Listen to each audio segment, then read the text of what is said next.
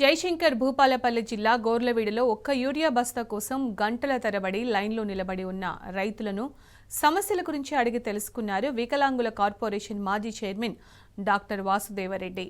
గత 22 నెలలుగా కాంగ్రెస్ ప్రభుత్వం ఎలా మోసం చేస్తుందో తెలుపుతూ బాకీ కార్డులను పంపిణీ చేశారు. ఒకవైపు యూరియా కొరత, మరోవైపు కరెంటు కోతలతో రాష్ట్ర రైతాంగం అవస్థలు పడుతోందని మండిపడ్డారు.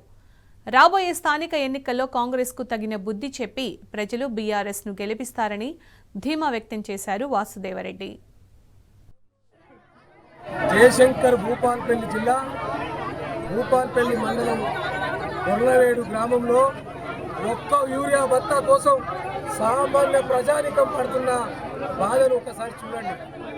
ఎందుకోసం నిలబడాలి ప్రజలు, దేనికోసం నిలబడాలి? కాంగ్రెస్ నాయకులు ఆనాడు ఏం చెప్తున్నారు? తెలంగాణ ప్రజలకు జరుగుతున్నది ఉదయం 4 గంటల నుంచి ఇలా ఒక్క యూరియా బత్తా కోసం ఇలా ఆడపడుతులతో పాటు మొగళ్ళందరూ కూడా పనులు వదిలిపెట్టుకొని ఎందుకు నిలబడాల్సిన అవసరం వచ్చింది? దీనికి సమాధానం చెప్పాలి కాంగ్రెస్ నాయకులు. మీరు ఒక్క యూరియా బత్తా కోసం లేదా బీఆర్ఎస్ సర్కార్ కేసీఆర్ గారి నాయకత్వంలో ఇట్లాంటి యూరియా కష్టాలు ఉండేనా? ఇవాళ ఎందుకు ఈ పరిస్థితి దాపురించింది?